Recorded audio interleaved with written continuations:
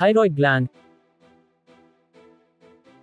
Thyroid gland एक endocrine gland है जो अपने हार्मोन्स जैसे कि थायरोक्सिन और ट्राइआयोडोथायरोनिन को सीधे ही ब्लड स्ट्रीम में छोड़ती हैं, जो ब्लड वेसल्स में ट्रैवल करते हुए अपने टारगेट सेल्स और टिश्यू तक पहुंचकर अपना फंक्शन पूरा करते हैं, जिससे हम वीडियो में आगे 3D एनिमेशन की सहायता से जानेंगे। सबसे पहले हम वीडियो में थायराइड ग्लैंड की एनाटॉमी और लोकेशन के बारे में स्टडी करेंगे।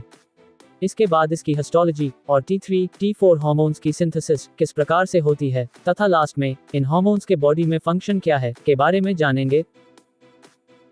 चलिए शुरू करते हैं।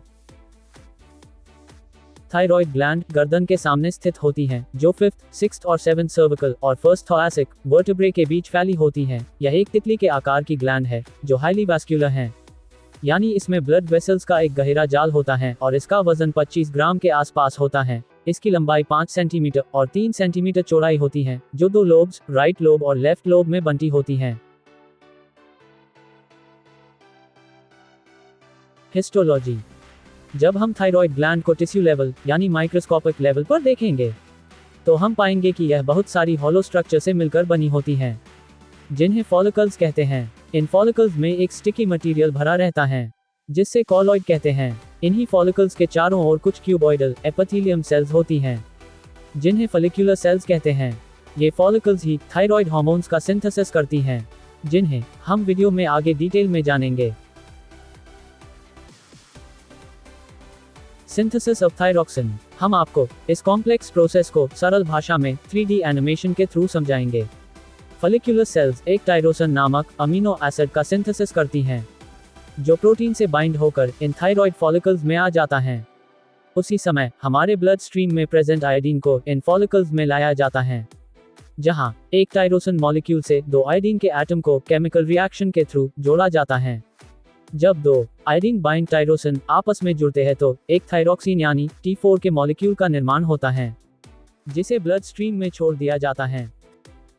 अब हम T3 यानी ट्राइआयोडोथायरोनिन के सिंथेसिस के बारे में जानेंगे। जब एक टायरोसिन मॉलिक्यूल से केवल एक ही आयोडीन का एटम जुड़ता है तथा दूसरे टायरोसिन मॉलिक्यूल से 2 आयोडीन के एटम जुड़ते हैं और यह आयोडीन बाइंड टायरोसिन आपस में जुड़ते हैं तो T3 हार्मोन का एक मॉलिक्यूल बनता है।